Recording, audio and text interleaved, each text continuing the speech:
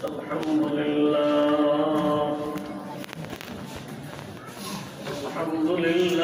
نحمده ونستعينه ونستغفره ونؤمن به ونتوكل عليه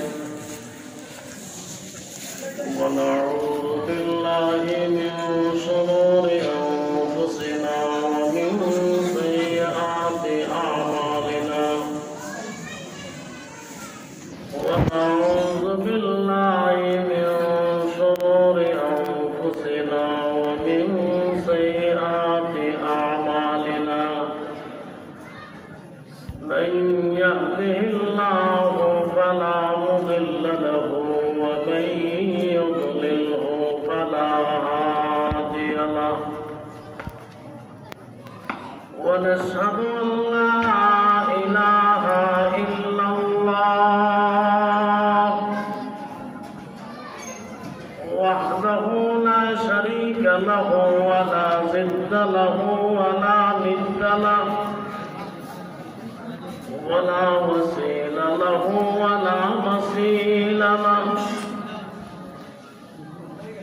أما بعد فأعوذ بالله من الشيطان الرجيم بسم الله الرحمن الرحيم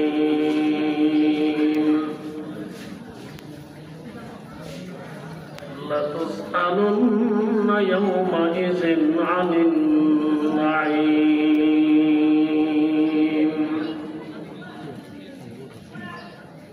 وقال النبي صلى الله عليه وسلم موتوا قبل أن تموتوا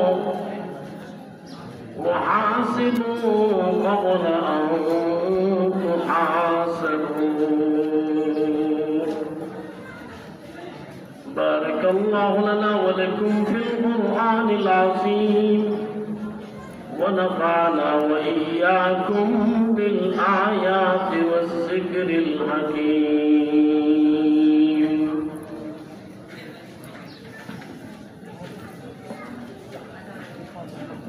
جامعة عربية مركز العلوم محمدপুর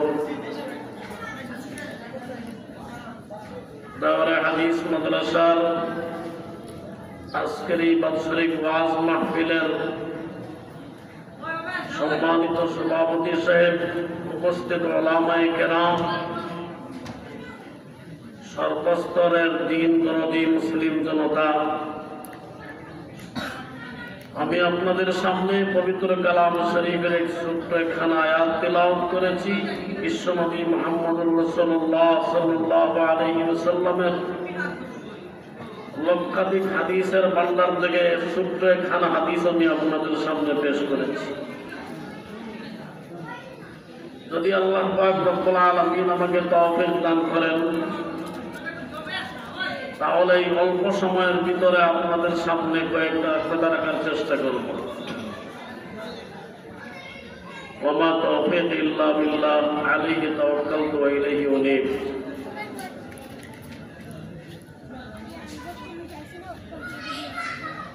উপস্থিত জনতা,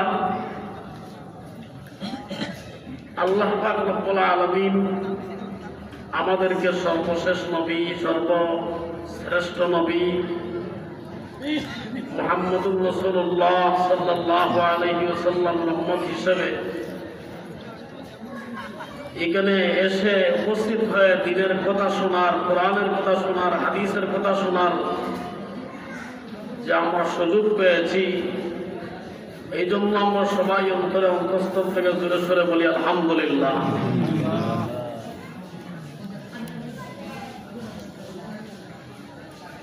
আল্লাহ পাক রব্বুল আলামিন আমাদেরকে সর্বশ্রেষ্ঠ উম্মত বানিয়ে দুনিয়াতে পাঠাইছে। মানুষ জাতি সর্বশ্রেষ্ঠ জাতি, আমরা সর্বশ্রেষ্ঠ উম্মত। আমাদের নবী সর্বশ্রেষ্ঠ নবী, আমাদের কিতাব সর্বশ্রেষ্ঠ কিতাব, আমাদের ধর্ম সর্বশ্রেষ্ঠ ধর্ম, একমাত্রই ধর্ম হচ্ছে ইসলাম ধর্ম, আর কোন ধর্ম চলবে না। আল্লাহ পাক রব্বুল আলামিন আমাদেরকে এক মহান দায়িত্ব দিয়ে এই দুনিয়াতে পাঠাইছে। এই দায়িত্ব আমরা আল্লাহ পাক রব্বুল আলামিনের কাছ থেকে গ্রহণ করেছি, স্বীকারোক্তি দিয়েছি যে আমরা তা পালন করব। সত্যি পালন কতটুকু করতে পারি তা পরীক্ষার জন্য আমাদেরকে এই দুনিয়াতে পাঠানো হয়েছে। যেই দায়িত্ব দেওয়া হয়েছিল অন্যান্য জাতির পর, যেই দায়িত্ব দেওয়া হয়েছিল অন্যান্য মখলুকাতের পর, সেই দায়িত্ব আমরা পেয়েছি, তারা গ্রহণ করে নাই। আল্লাহ পাক রব্বুল আলামিন জানায় দিয়েছেন আমাদেরকে জানায় দিয়েছেন এই দায়িত্ব যদি আমরা পালন করতে পারি তাহলে আমাদেরকে পুরস্কার হিসেবে জান্নাত দিবেন, আর যদি পালন না করি তাহলে আমাদের শাস্তি স্বরূপ আমাদেরকে জাহান্নামের আগুনে জ্বলতে হবে। আপনারা যারা এখানে উপস্থিত আছেন, আমাদের সবাইকে আল্লাহর দ্বীন পালন করে কোথায় যেতে হবে? জান্নাত। যদি পালন না করি তাহলে জাহান্নাম, দুজনে যাব। জান্নাত দেখেছি, আপনারা কেউ জান্নাত দেখেছেন? জাহান্নাম দেখেছেন? কবরের জগৎ দেখেছেন? হাসরের জগৎ দেখেছেন? ফুলসিরাত এই সমস্ত দেখেছেন? কিন্তু আমরা সবাই না দেখিয়ে বিশ্বাস করি, তারই নাম হচ্ছে ঈমান। আমরা আল্লাহকে দেখি নাই, কবর দেখি নাই, হাসর দেখি নাই, ফুলসিরাত দেখি নাই, জান্নাত জাহান্নাম দেখি নাই, ওইগুলো বিশ্বাস করি, তার নামই হচ্ছে ঈমান। আল্লাহ পাক রব্বুল আলামিন আমাদেরকে আদম সন্তান হিসেবে দুনিয়াতে পাঠাইছেন। আদমের সন্তান আমরা সবাই, ঠিক কিনা? আদম এবং হাওয়াকে আল্লাহ তাআলা সৃষ্টি করে প্রথমেই কি দুনিয়াতে পাঠাইছেন না জান্নাতে পাঠাইছেন? বলেন না। প্রথমে দুনিয়াতে পাঠাইছেন না জান্নাতে পাঠাইছেন? জান্নাতে পাঠাইছেন। জান্নাতে পাঠাইয়া পরে দুনিয়াতে আনছেন। ওই কথা বোঝাবার জন্য যে আমাদের আল্লাহর হুকুম নবীর তরিকা পালন করে আমাদের যাওয়ার স্থান হচ্ছে জান্নাত। এই জান্নাতে আমরা যাব, আমাদের আদি পিতা, আমাদের সবার পিতা হযরত আদম আলাইহিস সালাম, আমাদের মাতা হাওয়া আলাইহিস সালাম জান্নাত দেখে এসেছেন, জান্নাতের আরাম ভোগ করে এসেছেন, ঠিক কিনা? আমাদের নবী মুহাম্মদুর রাসূলুল্লাহ সাল্লাল্লাহু আলাইহি ওয়াসাল্লাম সর্বশেষ নবী। ওনার পরে আর কোন নবী আসবেন না কিয়ামত পর্যন্ত। এই শত শত বছরের জন্য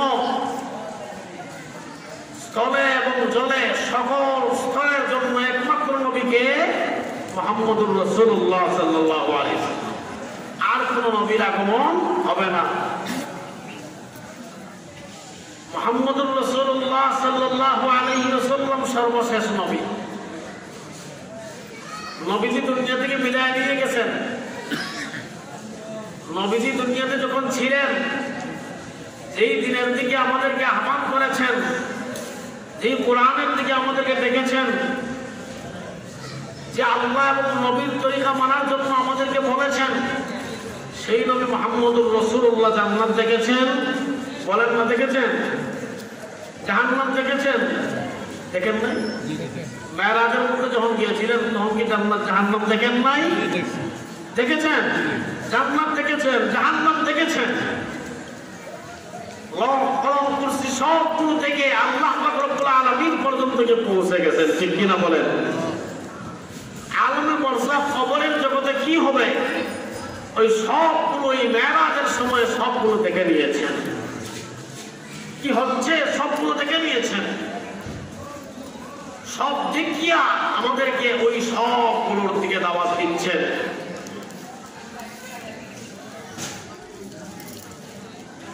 এই জন্য যে ব্যক্তি কোনো কিছু দেখে শুনে কোনো কথা বলে, সেই জিনিসের উপরে তার ইকিন বিশ্বাস পরিপূর্ণ থাকে। ঠিক কিনা বলেন? পরিপূর্ণ থাকে কিনা? আমাদের নবী জান্নাত দেখেছেন, জাহান্নাম দেখেছেন, লৌহ কলম কুরসি দেখেছেন, সবগুলো দেখিয়ে আসছে, আমাদেরকে সেই দিনের দিকেই দাওয়াত দিয়েছেন। এই জন্য নবীর সাহাবায়ে কেরাম সেই দিন পালন করার জন্য, সেই দিন দুনিয়াতে থাকতে কিয়ামত পর্যন্ত, সেই জন্য নিজের জান মাল কুরবানি করতে রাজি হয়ে গেছেন।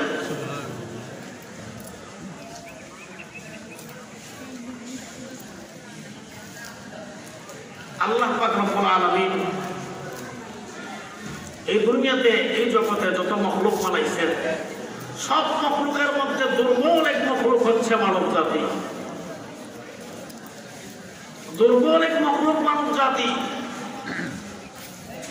একটা মুহূর্তের জন্য যদি শ্বাস বন্ধ হয়ে যায়, শেষ,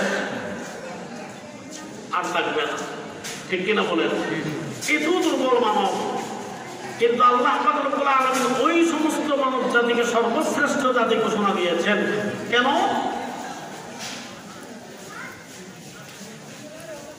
মানুষেরা কি বেশি ইবাদত করে না ফেরেশতারা বেশি ইবাদত করে? মানুষেরা বেশি ইবাদত করে না ফেরেশতারা বেশি ইবাদত করে? ফেরেশতারা। ফেরেশতারা গুনার কাজ করে, মিথ্যা কথা বলে, চুরি করে, জিনা করে। ফেরেশতারা ওই সমস্ত গুনার কাজ করে না। তাহলে তো ফেরেশতারাই শ্রেষ্ঠ জাতি হওয়ার দরকার ছিল। মানব জাতির শ্রেষ্ঠ জাতি কেন হইল? আল্লাহ পাক রব্বুল আলামিন মানব জাতিকে শ্রেষ্ঠ জাতি বানাইছেন এই জন্য যে মানব জাতিকে আল্লাহ বানাইছেন এমন ভাবে তৈরি করেছেন, তার ভিতরে গুনার দিকের আকৃষ্টতাও তার ভিতরে বিদ্যমান আছে, গুনাহ করার ক্ষমতা এবং যোগ্যতাও তার ভিতরে আছে, আল্লাহর হুকুম নবীর তরিকা মানার যোগ্যতাও তার ভিতরে আছে। উভয় যোগ্যতা দিয়া, ভালো মন্দ বোঝার ক্ষমতা দিয়া, যোগ্যতা দিয়া তাদেরকে তৈরি করেছেন। এরপর তাকে দুনিয়াতে পাঠানো হয়েছে। এখন তুমি ভালো কাজ করো না মন্দ কাজ করো, এটা তোমার ব্যাপার। সুতরাং পরীক্ষার সম্মুখীন আমরা, ফেরেশতারা পরীক্ষার সম্মুখীন না। তাদের তো গুনাহ করার কোনো ক্ষমতাই নাই। একজন মানুষ যদি অন্ধ থাকে, চক্ষু দ্বারা দেখে না, আর ওই মানুষটা যদি বলে আমি কোনো মহিলার দিকে, বেপরদা কোনো মহিলার দিকে তাকাই না, তাহলে বলেন তো এই কথা কি কতটুকু সত্য প্রমাণিত হবে? যারা চক্ষু দ্বারা দেখে, ওরা যদি বলে যে আমি দেখি না, তাহলে তারটাই সত্য প্রমাণিত হবে। ফেরেশতাদের তো গুনাহ করার ক্ষমতা নাই, আমাদের গুনাহ করার ক্ষমতাও আছে, নেক আমল করার যোগ্যতাও আমাদের মধ্যে আছে। ওই সময় তো গুনার কাজ ছেড়ে দিয়ে আল্লাহর হুকুম নবীর তরিকার দিকে আসি, তাহলে সেই পরীক্ষার মধ্যে আমি কামিয়াব, সফল কাম হইলাম। ঠিক কিনা বলেন? এজন্যই আমরা শ্রেষ্ঠ জাতি। আল্লাহ পাক রব্বুল আলামিন এই দুনিয়ার সব মখলুককে আমাদের খাদেম বানায় আনছেন। যত মখলুক আছে সব মখলুক মানব জাতির খাদেম। আর মানব জাতি হচ্ছে আল্লাহ পাক রব্বুল আলামিনের গোলাম।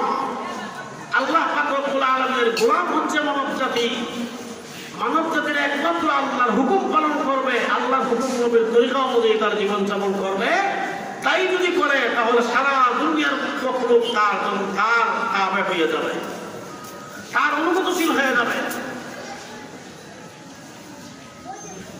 আল্লাহ পাক রব্বুল আলামিন আমাদেরকে যত নিয়ামত দিয়েছেন, এই সব নিয়ামত কত নিয়ামত আমরা ভোগ করতেছি, অগণিত। ওই নিয়ামতগুলো যদি কেউ গুনতে থাকে, সারা জীবন যদি গুনতে থাকে, শেষ হবে না। আল্লাহর দেয়া বাতাস আমরা গ্রহণ করতেছি, আল্লাহর দেয়া আগুন আমরা ব্যবহার করতেছি, আল্লাহর দেয়া পানি আমরা ব্যবহার করতেছি। আমরা যারা টাউনে বসবাস করি, একদিনের জন্য যদি কারেন্ট বন্ধ হয়ে যায়, 2-4 দিন, 1 সপ্তাহের জন্য, ওই সময় গত কয়েকদিন আগে শোনা গিয়েছিল যে 1 সপ্তাহের ভিতরে আর কারেন্ট আসবে না। মানুষের মধ্যে প্রথম দিনেই যে একটা অশান্তি এসে গেছে যে আমরা পানি কোথার থেকে পাবো। ঠিক কিনা বলেন? এই পানি যদি টাকা দিয়ে কিনতাম, তাহলে যদি আল্লাহ তাআলা বলতেন যদি 1 গ্লাস পানি ব্যবহার করো তাহলে 10 টাকা দিতে হবে, তাহলে বলেন তো আমরা কিভাবে চলতাম?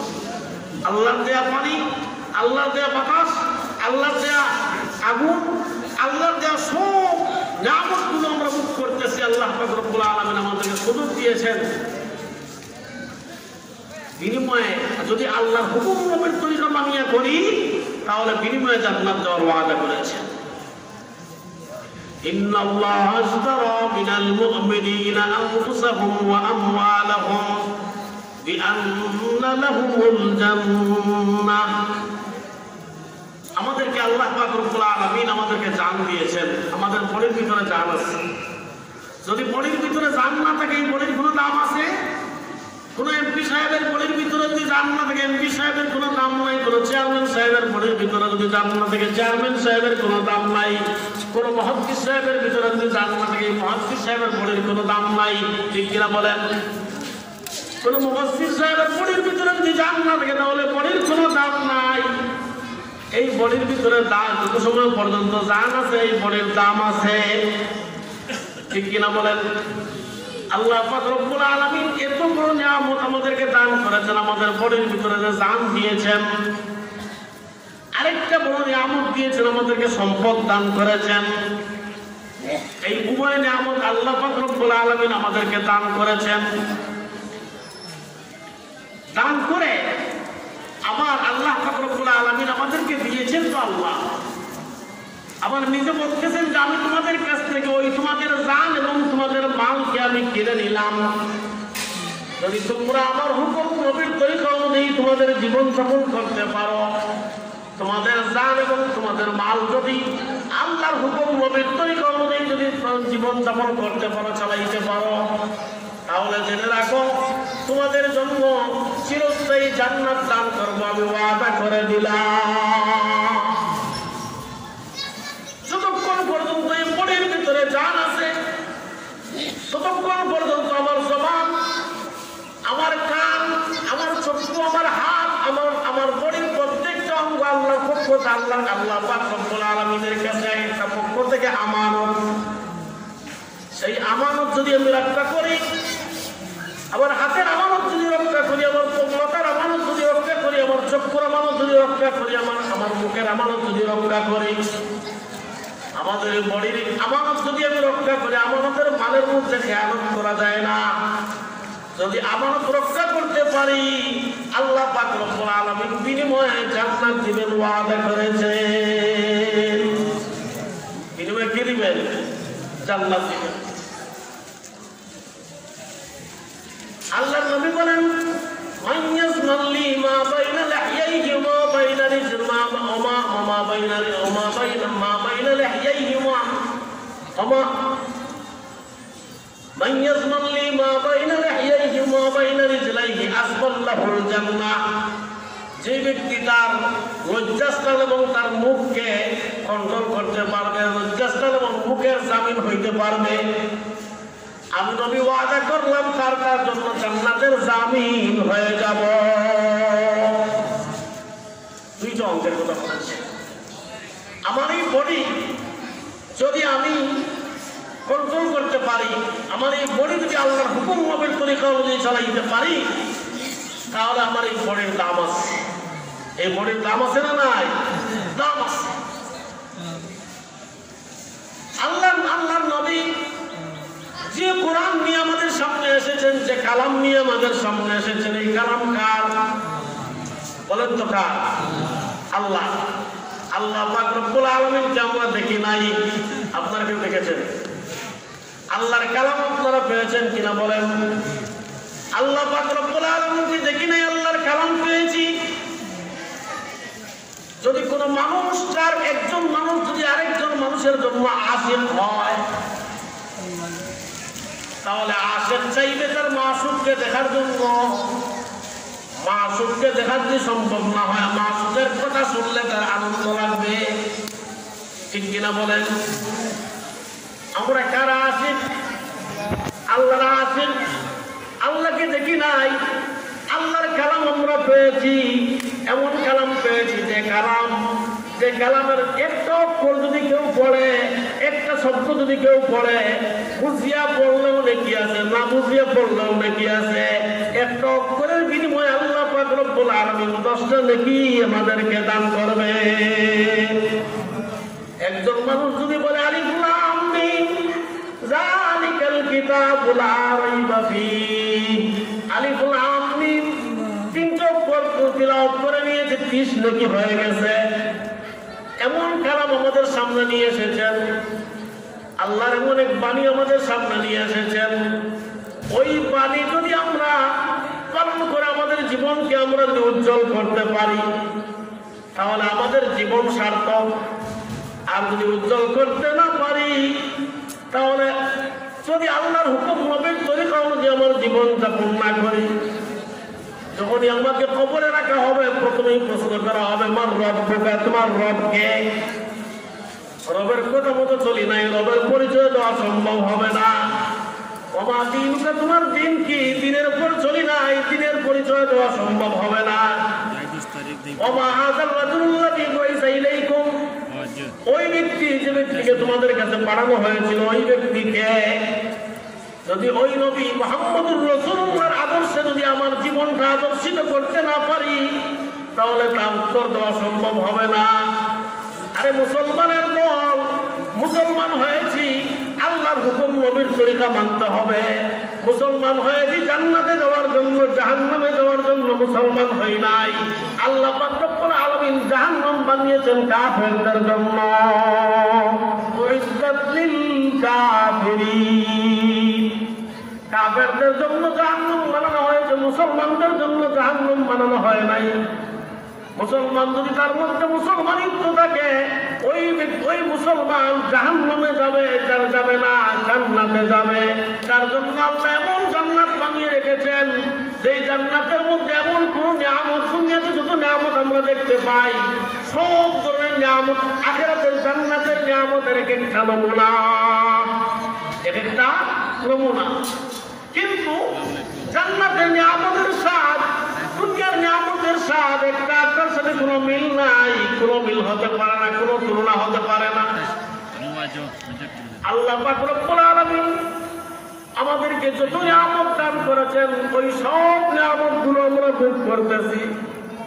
যখন আমরা অসুস্থ হই তখন আমরা চিন্তা করি আমরা কোথায় যাবো, আল্লাহ তুমি আমাকে সুস্থ করো, আল্লাহ তুমি ছাড়া যাওয়ার কোনো জায়গা নাই।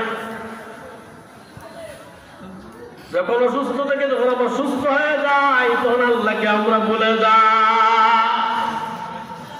আল্লাহ পাক রব্বুল আলামিনের যত নিয়ামত আমরা ভোগ করতেছি সব নিয়ামতের মধ্যে সবচেয়ে বড় যে নিয়ামত সেই নিয়ামতটার নাম কি বলেন?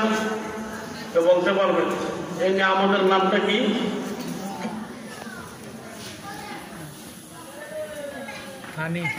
কোরআনে কারীমের মধ্যে যে ব্যক্তি, আপনি যদি কোনো মানুষের প্রশংসা করেন, প্রশংসা তো ওই সময় করবেন যখন তার মধ্যে কোনো গুণ থাকবে। গুণ ছাড়া কেউ কি প্রশংসা করে? কোনো মানুষের গুণ ছাড়া প্রশংসা করে না। গুণ যদি তার মধ্যে থাকে ওই গুণের প্রশংসা করে। পৃথিবীর মধ্যে এই দুনিয়াতে যত গুণ আছে সব গুণের দেনেওয়ালা কে? আল্লাহ। সব গুণের দাতা কে? সব গুণের দাতা হচ্ছেন আল্লাহ, সব গুণের সৃষ্টিকর্তা হচ্ছেন আমার আল্লাহ। যে আল্লাহ পাক রব্বুল আলামিন আমাদের জন্য রহমান। দুনিয়াতে মানুষের উপর, সব ধরনের মানুষের উপর রহম করেন, জিন্নাতের উপর রহম করেন, ইনসানের উপর রহম করেন, মখলুকাতের উপর দয়া করেন। সব মখলুকাত আল্লাহর দয়ার ভিতরে আছে, সব মখলুকাত আল্লাহর দয়ার ভিতরে আছে, আল্লাহর দয়ার বাহিরে কেউ নাই। আল্লাহর যত দয়া মায়া আমাদের জন্য আছে এর মধ্যে সবচেয়ে বড় দয়া কি? সবচেয়ে বড় দয়া হইল আল্লাহ পাক রব্বুল আলামিন আমাদেরকে কোরআন দান করেছেন। কি দান করেছেন বলেন? কোরআন দান করেছেন। এর চেয়ে আর বড় কোনো দয়া হতে পারে না।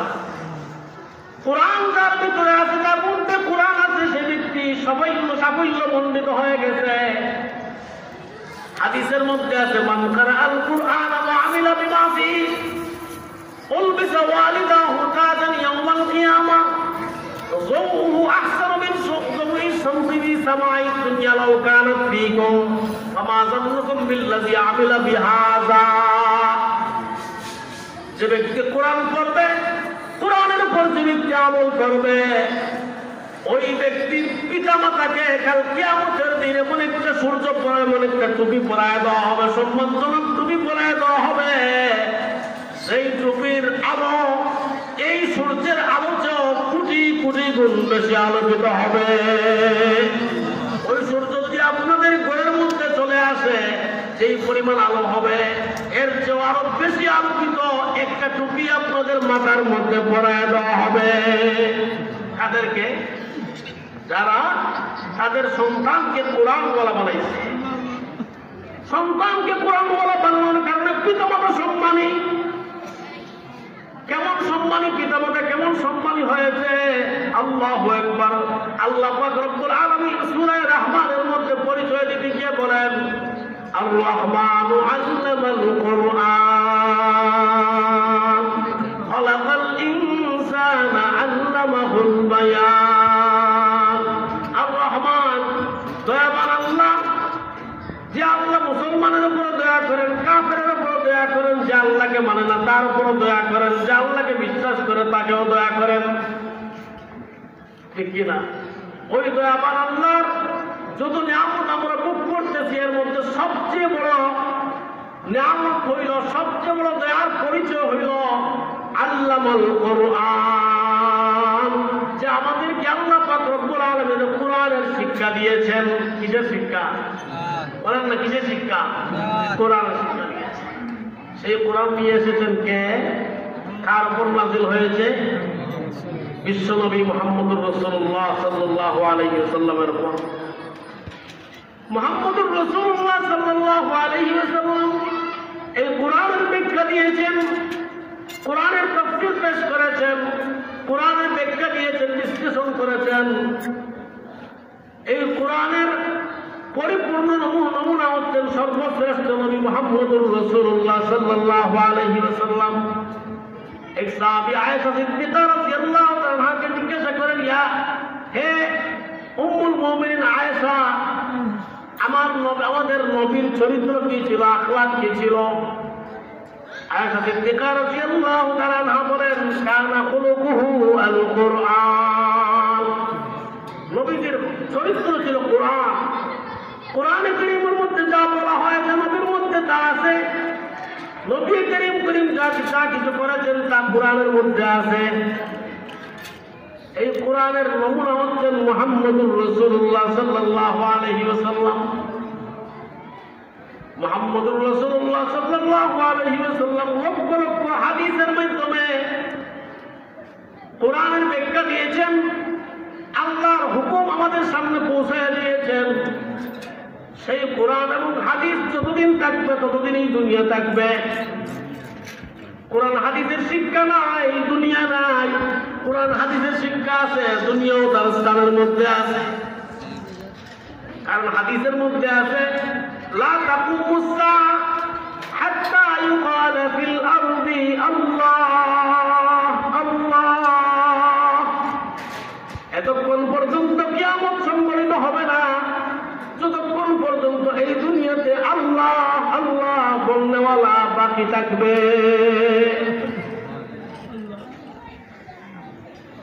আল্লাহ আল্লাহ বলনেওয়ালা এতদিন পর্যন্ত দুনিয়াতে যতদিন পর্যন্ত বাকি থাকবে ততদিন পর্যন্ত এই দুনিয়াতে কিয়ামত সংঘটিত হবে না।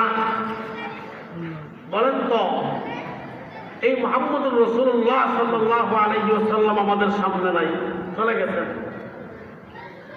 এই দিনের দায়িত্ব কোরআন এবং হাদিসের ব্যাখ্যা মানুষের কাছে পৌঁছায় দেওয়ার দায়িত্ব, এই দিন মানুষের কাছে পৌঁছায় দেওয়ার দায়িত্ব কাদেরকে দান করেছেন? আল উলামাউ ওয়ারাসাতুল আমবিয়া মা লাম ইউরিসু দীনারাও ওয়ালা দিরহামা ওয়া ইন্নামা ওয়ারাসুল ইলম ফামান আখাযাহু আখাযা বিহাজ্জিল ওয়াফির। উলামায়ে কেরাম কার ওয়ারিস? নবীর ওয়ারিস। কার ওয়ারিস? নবীগণের ওয়ারিস, টাকা পয়সার ওয়ারিস। এই দিনের দায়িত্ব ওদের কাছে দেওয়া হয়। কার কাছে? কোরআন এবং হাদিসের এই দিন পৌঁছতে আমাদের কাছে কাদের মাধ্যমে? উলামায়ে কেরামের মাধ্যমে। কাদের মাধ্যমে? উলামায়ে কেরামের মাধ্যমে। যতদিন পর্যন্ত এই দুনিয়াতে উলামায়ে কেরাম বাকি থাকবেন, ততদিন পর্যন্ত এই দিন বাকি থাকবে। যেই দিন এই উলামায়ে কেরাম এই দুনিয়াতে থাকবেন না, দিন ইসলাম ওই দুনিয়াতে থাকবে না। দিন ইসলাম যখন থাকবে না, মুসলমান থাকবেন না। মুসলমান যতক্ষণ যখন থাকবেন না, তখন আল্লাহ আল্লাহ বললে এই দুনিয়াতে কেউ থাকবে না। সুতরাং আল্লাহ আল্লাহ বললে এতদিন পর্যন্ত দুনিয়াতে বাকি থাকবে, যতদিন পর্যন্ত এই দুনিয়াতে মুসলমান বাকি থাকবে। মুসলমান এতদিন পর্যন্ত বাকি থাকবে, যতদিন পর্যন্ত ইসলাম বাকি থাকবে। ইসলাম এতদিন পর্যন্ত বাকি থাকবে, যতদিন পর্যন্ত উলামায়ে কেরাম বাকি থাকবেন। উলামায়ে কেরাম যেদিন দুনিয়া থেকে বিদায় নিয়ে নেবেন, দিন দুনিয়া থেকে বিদায় নিয়ে নেবে, দিন দুনিয়া থেকে বিদায় নিয়ে নেবে। সুতরাং ইমানদার দুনিয়া থেকে বিদায় নিয়ে নেবে। ইমানদার দুনিয়াতে নাই তো আল্লাহ আল্লাহ বললে ওরা দুনিয়াতে নাই। ওই সময় কিয়ামত সংগঠিত হয়ে যাবে। তাহলে আমাদের কাছে উলামায়ে কেরাম কত বড় নিয়ামত, বলেন না কত বড় নিয়ামত। চিন্তা করুন, উলামায়ে কেরাম আছেন, দ্বীন আছে, দ্বীনে ইসলাম আছে, ইসলাম আছে, মুসলমান আছেন, মুসলমান আছে, তো এই দিন টিকিয়ে আছে, জমিন টিকিয়ে আছে। আল্লাহ আল্লাহ বললে বলা দুনিয়াতে বাকি আছে। কাল কিয়ামতের দিন চিন্তা করুন, আমরা কেউ এই দুনিয়াতে থাকবো না, এই দুনিয়া থেকে বিদায় নিয়ে যাব। এই দুনিয়াতে কেউ থাকবে না। কারুন থাকে নাই, হামান থাকে নাই, সাদ্দাত থাকে নাই, ফেরাউন থাকে নাই, কোন নবীগণ এই দুনিয়াতে থাকেন নাই। আমরাও থাকবো না, এই দুনিয়া থেকে বিদায় নিয়ে যাব, মাটির নিচে চলে যাব। আরে ভাই, খবরের জগৎ অনেক মানুষ বুঝে না। একটা জগতের সাথে আরেকটা জগতের অবস্থা বোঝা যায় না। এক একটা জগতের অবস্থা এক এক ধরনের। আপনি যখন আপনার মার পেটের মধ্যে ছিলেন, তখন পানির ভিতরে ছিলেন, চতুর্দিকে পানি ছিল। এই পানির ভিতরেই আপনি হাবুডুবু খাচ্ছিলেন। ওই সময় আপনার নাকের দিকে নাক দিয়ে কোনো পানি ঢুকে নাই, চক্ষু দিয়ে কোনো পানি ঢুকে নাই, ঢুকছে? এই সময় আপনি বললেন না কেন? এখন দুনিয়াতে আসছেন, যদি নাক দিয়ে পানি ঢুকে তো সমস্যা হয়, কান দিয়ে যদি পানি ঢুকে তো সমস্যা। কি বোঝা গেল? আমাদের জীবনটাই হচ্ছে একটা হিসাব বলা জীবন, ঠিক কিনা? হিসাব বলা জীবন কিনা? একজন মানুষ যদি ব্যবসা করে, দোকানদারি করে, তার দোকান পরিচালনা করে, প্রতিদিন সে যখন দোকানের কাজ শেষ বন্ধ করবে, পাট বন্ধ করে দিবে, ওই দিনে হিসাব করে, হিসাব করে এরপরে তার বাড়িতে যায়। আজকের দিনে কতটুকু লাভ হইলো, কতটুকু লস হইলো, হিসাব করে, ঠিক কিনা বলেন? হিসাব করে কিনা? পুরা মাস হিসাব করে দেখবে এই মাসে কতটুকু লাভ হইল, আগামী মাসে কতটুকু লাভ হইল, কতটুকু লস হইল। এইরকম যে হিসাব করে যে ব্যবসা করে, সে লাভবান হয়। আরেকজন যে ব্যবসা করে কোনো হিসাব হিসাব নাই, আসতেছে আরেক থেকে বছর শেষে দেখা যাবে তার দোকান খুঁটিয়া শেষ, আর দোকানদারি নাই। অনেক মানুষের ব্যবসা আমি দেখি বাজারের মধ্যে, যারা দোকান খুলছে 6 মাস পরে বন্ধ, 1 বছর পরে বন্ধ। তো জিজ্ঞাসা করি কেন বন্ধ করলেন, বাদ দিলেন কেন? আরে ভাই, তো লাভবান হইতে পারে, অনেক ক্ষতি হয়ে গেছে। কেন ক্ষতি হয়েছে? হিসাব করে নাই, দৈনিক হিসাব বাদ দিয়া দিচ্ছে। আমার নবী বলেন, মুতু ক্বাবলা আন তামুতু ওয়া হাসিবু ক্বাবলা আন তুহাসাবু। আমার উম্মতের দল শুনো, সবাই মরতে হবে, মৌত ছাড়া কারো কোনো উপায় নাই, সবাই মরতে হবে। প্রকৃত মৃত্যু যখন আসবে, আজরাইল আপনার সামনে আসবে, এই কথা আপনার সবাইকে জানতে হবে। ওই প্রকৃত মৃত্যুর আসার আগে দুনিয়াতে তোমরা সবাই একবার মরে যাও। দুনিয়াতে একবার কি হয়ে যাও, মরে যাও। কিভাবে মরবো? কিভাবে মরবো? দুনিয়াতে প্রতিদিন তুমি ওই কথা চিন্তা করো যে আমাকে মরতে হবে, আমার একটা প্রকৃত মৃত্যু আছে, ওই ফিকির তোমার ভিতরে আনো। আমাকে মরতে হবে, আমাকে মরতে হবে। এই হলো এক ধাপ। হাদিসের মধ্যে আছে যে ব্যক্তি দৈনিক 50 বার মৃত্যুর কথা স্মরণ করবে, ওই ব্যক্তি জান্নাতি হয়ে যাবে। মৃত্যুর কথা স্মরণ করি যে আমাকে মরতে হবে, আমাকে তো কবরে যাইতে হবে, এছাড়া তো কোনো উপায় নাই। মৌতুকাসিন কুল্লু নাসিন শারিবু অপূর্বাসিন কুল্লু নাসিন দাখিলু কুল্লু নাফসিন যায়িকাতুল মাউত। সবাইকে মরতে হবে, ওই মৃত্যুর কথা দৈনিক স্মরণ করো। শিক্ষা হইল আমাদের অন্তরের মধ্যে মনস্যের মধ্যে গুনার দিকে গুনার ধারণা আসে না নাই? গুনার দিকে মন যায়নি, মিথ্যা কথা বলতে মন চায়, হিংসা করতে মন চায়, চুরি করতে মন চায়, আল্লাহর হুকুম অমান্য করতে মন চায়। ওই যে মনের যে আকর্ষণ গুনার দিকে, ওই আকর্ষণকে মেরে ফেল, জিহাদ করো নফসের সাথে। আল জিহাদু মান জাহাদা লিনাফসি ওয়া আমিলা লিমা বাদাল মাউত। এটাই তো সত্যিকারের জিহাদ, যে তুমি তোমার নফসের সাথে জিহাদ করবে, তোমার মনের সাথে জিহাদ করবে। গুনাহ থেকে বাঁচো, নফসের সাথে মুজাহাদা করো। ওয়াহাসিবু ক্বাবলা আন তুহাসাবু। হাসরের ময়দানে আল্লাহর সামনে হিসাব দিতে হবে। এমন হাসরের ময়দান যে হাসরের ময়দানের একদিন দুনিয়ার 50 ইয়াওমান কানা মিকদারু 50 আলফ সানা। ওই কিয়ামতের একদিন দুনিয়ার 50,000 বছরের সমান। ওই কিয়ামতের দিন আমাদেরকে উপস্থিত থাকতে হবে সেইখানে। এমন দিন সূর্য আমাদের মাথার উপরে চলে আসবে, এবং সূর্যের যে তাপ আছে সেই তাপের 70 ভাগ পাওয়ার করায় দেওয়া হবে। এই সূর্যের তাপের কারণে মাটি সীসা হয়ে যাবে। এই সময় মাটি সীসা হয়ে যাবে, সব মানুষ ওই সময় উপস্থিত হবে দণ্ডায়মান অবস্থায়। আর এই কামের কারণে কোনো মানুষ কামের মধ্যে হাবুডুবু খাইবে, কোনো মানুষের কাম তার হাবু পর্যন্ত, কোনো মানুষ তার কোমর পর্যন্ত, কোনো মানুষ গলা পর্যন্ত কামের মধ্যে হাবুডুবু খাইতে পারে। ওই সময় ওলামায়ে কেরামের হালত কি হবে জানেন? আল্লাহ পাক রব্বুল আলামিন যখন আসিয়া উপস্থিত হবেন, তখন ওলামায়ে কেরামদেরকে বসানো হবে চেয়ারের মধ্যে। কিসের মধ্যে? মিম্বরের মধ্যে বসানো হবে। নূরের মিম্বরের মধ্যে ওলামায়ে কেরামগণ বসবেন।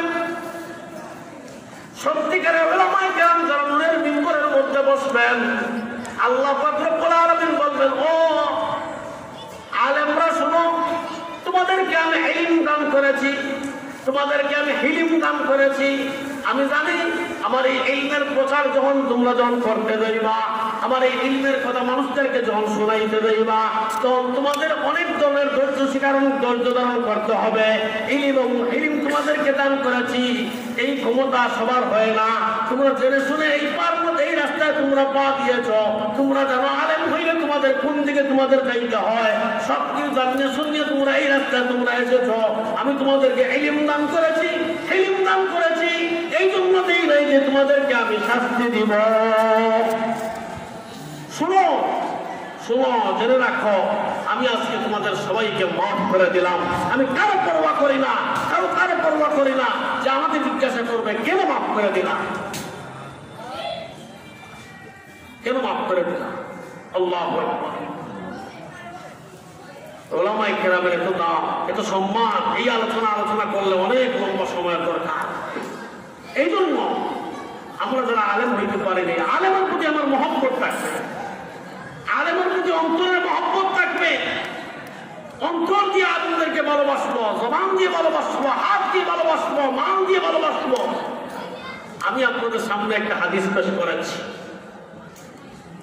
যদি আলেম ওলামা না থাকেন ইসলাম থাকবে, ইসলাম না থাকলে মুসলমান থাকবেন, মুসলমান না থাকলে আল্লাহ আল্লাহ বলনা থাকবে। তাহলে আলেম বানানোর ফ্যাক্টরি কোথায়? ওই সমস্ত মাদ্রাসায়। আলেম বানানোর ফ্যাক্টরি কোথায়? ওই সমস্ত মাদ্রাসা হচ্ছে আলেম বানানোর ফ্যাক্টরি। আলেম বানানোর ফ্যাক্টরি ওই সমস্ত মাদ্রাসা। আল্লাহু আকবার। যারা সত্যিকার অর্থে আলেম হয়, যারা আল্লাহর দ্বীনের জন্য যারা শহীদ হয়, আল্লাহ পাক রব্বুল আলামিন তাদের এই বডিকে তিনি দুনিয়াতে হেফাজত করেন, মাটির নিচেও তার হেফাজত করেন। কিয়ামতের দিন হাসরের ময়দানে যারা শহীদ হবে তাদের রক্ত, আর আলেম যারা হয়েছেন, যারা কোরআনের ব্যাখ্যা লিখেছেন, হাদিসের ব্যাখ্যা লিখেছেন, কোরআন লিখেছেন, কিতাবাদি লিখেছেন, কোরআন এবং হাদিস শিক্ষার জন্য যত ধরনের জ্ঞান লাগে ওই সমস্ত জ্ঞান যারা নিজের হাতের দ্বারা লিখেছেন, যেই কলমের দ্বারা লিখেছেন, ওই কলমের যতটুকু খালি লিখেছে ওই কালিকে পাল্লার মধ্যে রাখা হবে, আর শহীদদের রক্তকে পাল্লার মধ্যে রাখা হবে। হাদিসের মধ্যে আছে আলেমদের কলমের কালি জান্নাতি শহীদদের রক্তের চেয়ে বেশি ভারী হয়ে যাবে, বেশি ভারী হয়ে যাবে। কারণ ওইগুলো যদি না থাকতো, দিন শিখতেন কোথার থেকে, দিন কোথার থেকে পাইতেন? আল্লাহু আকবার। আল্লাহর নবী মুহাম্মদুর রাসূলুল্লাহ সাল্লাল্লাহু আলাইহি ওয়াসাল্লাম একদিন আগেকার যুগের বনি ইসরাইলের জমানার 3 ব্যক্তির ঘটনা উল্লেখ করলেন।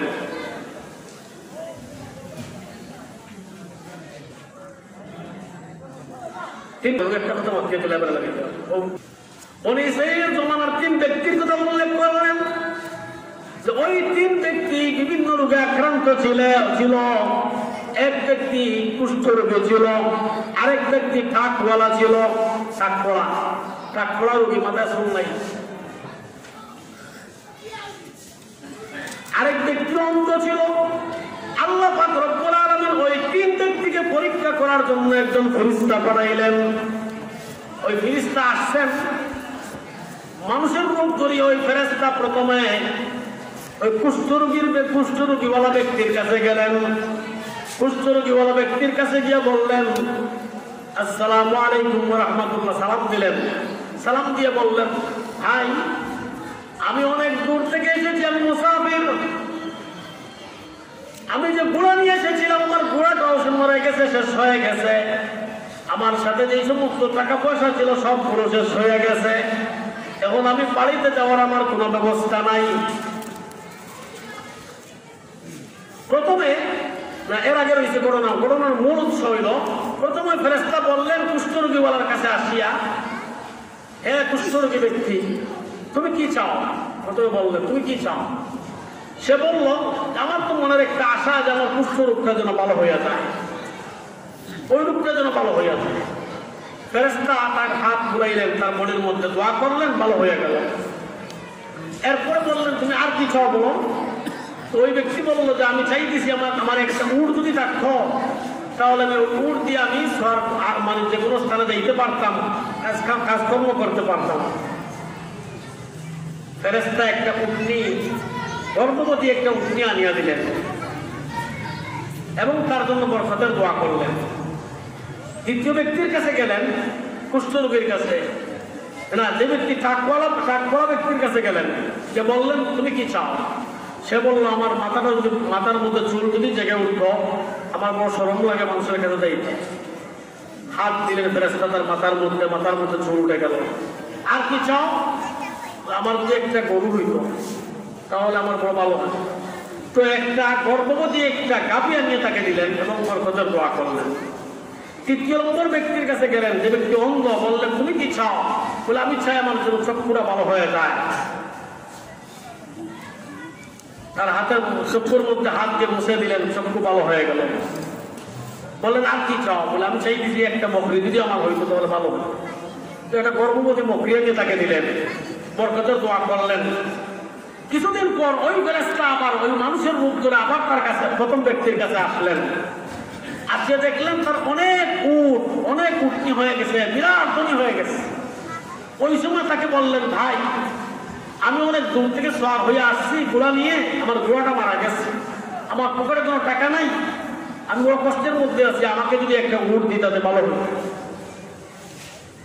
ব্যক্তি বলল, আমার উট তোমাকে দিব, আর টাকা পাইছো না, আমারই হচ্ছে না, তুমি আসছো আমার কাছ থেকে নেওয়ার জন্য, যাও চলে যাও।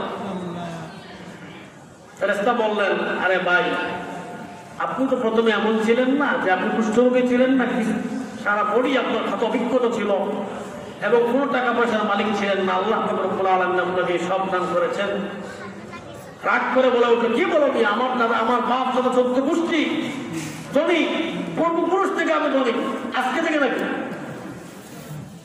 ফেরেশতা তার কাছ থেকে চলে আসলেন, তার সম্পদের শুকরিয়া আদায় করে নাই, তার বড়ির শুকরিয়া আদায় করে নাই, চলে আসলেন দ্বিতীয় নম্বর ব্যক্তির কাছে, গরুওয়ালার কাছে আসলেন। আসিয়া বললেন, ভাই আমি বড় কষ্টের মধ্যে আছি, যদি আমাকে একটা গরু দিতে বড় ভালো হইতো। সে বলল, আরে আমারই হচ্ছে না, তোমাকে দিব। এই সময় কিন্তু তার শত শত গরু, বিরাট ধনী হয়ে গেছে। সেও দিল না, শুকরিয়া আদায় করলো না। তার কাছেও বললেন, তুমি তো প্রথমে এমন ছিলে না যে তোমার মাথার মধ্যে ট্রাক খোলা ছিল, তোমার কোনো কিছুই ছিল না। সেও রাগ করে বলে উঠলো, আরে কি বলো, আমি প্রথম থেকে তো সুস্থ, ভালো সুস্থ সবল বডি, আমার সম্পদ আমার অনেক আগ থেকে, না শুকরি করবো। তৃতীয় নম্বর ব্যক্তির কাছে আসলেন, আসিয়ে বললেন, ভাইয়ের বড় বিপদের মধ্যে আছে, যদি আমাকে একটা বকরি আপনি দিতেন। ওই বকরিওয়ালা ব্যক্তি বলল, ভাই আপনি কষ্টের মধ্যে আছেন, সমস্যার মধ্যে আছেন, একটা বকরির কথা বলতেছেন, একটা না, আপনার যতটা লাগে সব নিয়ে নেন। যদি মনে হয় আমার পরিবার পরিজনের মধ্যে একটা রেখে দেন, কারণ এগুলো আমার না, এগুলো আল্লাহ পাক রব্বুল আলামিন আমাকে দান করেছেন। আমি অন্ধ ছিলাম, আমি এই দুনিয়া দেখতাম না, এই দুনিয়ার মাটি কেমন, এই দুনিয়ার সাজসজ্জা দেখতাম না। আল্লাহ আমাকে চক্ষু দান করেছেন, সম্পদ দান করেছেন। সুতরাং ওগুলো আল্লাহ আমার না, আপনার যা ইচ্ছা নিয়ে নেন, আমার কোনো আপত্তি নেই। ওই সময় ফেরেশতা বলেন, আরে ভাই শুনো, আমি নেওয়ার জন্য আসি নাই, পরীক্ষা করার জন্য আসছি। প্রথম ব্যক্তি যা বলেছে, দ্বিতীয় ব্যক্তি যে উত্তর দিয়েছে, ওই প্রথম দুইজনই তার সম্পদের শুকরিয়া আদায় করে নাই, বড়ির শুকরিয়া আদায় করে নাই, এই জন্য তারা এখন শেষ, তাদের সম্পদও শেষ হয়ে গেছে। কম দিনের ভিতরেই সম্পদ শেষ, একেবারে শেষ হয়ে গেছে। আর তুমি যে নিয়ামতের শুকরিয়া আদায় করেছ, তোমার সম্পদ আরো বাড়বে, বাড়তে বাড়তে বাড়তে বাড়তে পাহাড় পর্যন্ত পৌঁছে যাবে। মাগরিবের আযান হয়ে যাবে। উম্মুল মুমিনিন উম্মে সালমা রাদিয়াল্লাহু তাআলা আনহা, ওনার কাছে হাদিয়ার গোশত আসছে। হাদিয়ার গোশত উনি পাক করছেন, নবীজিকে খাওয়াবেন। ওই সময় একজন ফকির আসছে, কিছু চাইতেছে, উনি ওনাকে কিছু দিলেন না, বললেন কিছুই দেওয়ার মতো নাই, সে চলে গেছে। কিছুক্ষণ পর নবীজি আসছেন, উম্মুল মুমিনিন উম্মে সালমা রাদিয়াল্লাহু তাআলা করে আসছেন। আসার পর তিনি খাবার দেওয়ার জন্য গোশতের হান্ডি থেকে সরাইছেন, ডাকনি সরাইছেন। ডাকনি সরাই দেখেন গোশত নাই, একটা পাথরের টুকরা দেখা যায়। নবীজিকে ঘটনা বললেন, নবীজি বললেন, তুমি ওই ফকিরকে কিছুই দাও নাই, তাকে তুমি সরাই দিয়েছ, সুতরাং তোমাকে আল্লাহ পাক রব্বুল আলামিন আমাকে খাওয়াইতে দেন নাই, বঞ্চিত করেছেন। আযান হয়ে যাবে। আজকের এই বিশাল ওয়াজের মাহফিলের আয়োজন, আসলে আপনারা জানেন মাদ্রাসার ওয়াজের মাহফিলের আয়োজন কি জন্য হয়? দিনের কথাবার্তাও শুনবো এবং এই দিন কিয়ামত পর্যন্ত দুনিয়াতে টিকে থাকবে। এই জন্য আমরা সবাই একটু একটু খেয়াল করি। মেহরবানি করে আপনারা একটু বলেন, আল্লাহ পাক রব্বুল আলামিন আপনাদেরকে যে নিয়ামত দিয়েছেন, হাদিসের মধ্যে আছে তোমরা তোমাদের বড়ির 360টা জোড়ার শুকরিয়া আদায় করো, এই 360টা জোড়ার শ্রদ্ধা করো, দান খয়রাত করো। আমার যে এত জোড়া দিয়ে কথা বলতেছি, চলতেছি, হাঁটতেছি, ফিরতেছি, আল্লাহ পাক রব্বুল আলামিন যে আমাকে শক্তি দান করেছেন, তার শুকরিয়া আদায় করবো কি করবো না বলেন? লাইন শাকারতুম লাযিদান্নাকুম ওয়া লাইন কাফারতুম ইন্না আযাবি লাশাদীদ। তাড়াতাড়ি বলেন ভাই, যে আপনারা কোনো মেহরবানি করে কোনো ভাই যদি বলেন যে আমি 10,000 টাকা দিব, 5,000 টাকা দিব, 1,000 টাকা দিব, তাড়াতাড়ি বলেন যদি কোনো ভাই থাকেন। আল্লাহ পাক রব্বুল আলামিন, আমরা এখানে দোয়া করা হবে, আল্লাহ পাক রব্বুল আলামিন যেন আপনার জান এবং মালের এবং আপনার পরিবার পরিজনের মধ্যে বরকত দান করেন। হায়াতের মধ্যে বরকত হবে, আমলের মধ্যে বরকত হবে। তাড়াতাড়ি বলছি ছোট ভাই 1,000 টাকা মাদ্রাসার মধ্যে দিয়েছেন। আয় আল্লাহ তাআলা সদকাকে কবুল মনজুর করো এবং তাকে হাফেজে কোরআন দিনের দায় হিসেবে কবুল করো, বলেন আমিন। আরেক ভাই 10 টাকা দিয়েছেন তার চিন্তা মুদ্রার জন্য, আয় আল্লাহ সদকাকে কবুল করো। তাড়াতাড়ি বলেন, আনন্দ হয়ে যাবে। যদি কেউ তাকে 500 টাকা তাড়াতাড়ি নগদ দিয়ে দেন, 500 টাকা, 100 টাকা, 200 টাকা একটু উঠিয়া যে আপনারা দিয়ে দেন। কেউ আসরের নামাজ থেকে মাগরিব পর্যন্ত এই সময়টা এত দামি, এত দামি। ওই সময়ের ভিতরেই জান্নাতের ভিতরে ঢুকেছিলেন, ওই সময়ের ভিতরেই জান্নাত থেকে বের হয়ে এসেছেন, ওই সময়ের ভিতরেই দুনিয়া থেকে আমরা চলে যাব। আমার এক মুরব্বী সাহেব আপনার ভাতিজা 1,020 টাকা দিয়েছেন চিন্তা মুদ্রার জন্য, এবং আল্লাহ পাক রব্বুল আলামিন যেন ওনাদের সব মকসুদ পুরা করে চিন্তা মুদ্রাকে মাফ করে দেয়। আরেক ভাই 50 টাকা দিয়েছেন, আরেক ভাই 50 টাকা দিয়েছেন, আরেক ভাই 50 টাকা দিয়েছেন, আরেক ভাই 50 টাকা। ভাই তাড়াতাড়ি দিয়ে দেন, আদান হয়ে যাবে। ওই সময় দুনিয়া থেকে আমরা চলে যাব। সদকা করি, আর সদকা বিচারক করবো না। সদকা করেন, কুষ্ঠরোগী হবেন না। সদকা করেন, ক্যান্সার হবে না, ডায়াবেটিস হবে না। সমস্ত বলা মুসিবত দূর হওয়ার আগে সদকা করি। আল্লাহ পাক রব্বুল আলামিন আরেক ভাই 100 টাকা দিয়েছেন, আরেক ভাই 20 টাকা দিয়েছেন। জিন্দা মুর্দার জন্য আল্লাহ পাক রব্বুল আলামিন যেন প্রত্যেকের জিন্দা মুর্দাকে মাফ করে দেন। যারা দুনিয়া থেকে বিদায় নিয়ে গেছেন তাদের কবরকে জান্নাতের বাগান বানাই দেন। সারা এখানে রাত পর্যন্ত ওয়াজ হবে, দোয়া করা হবে। তাড়াতাড়ি দেন ভাই। আরেক ভাই 100 টাকা দিয়েছেন, আরেক ভাই 20 টাকা দিয়েছেন, আরেকজন 100 টাকা দিয়েছেন।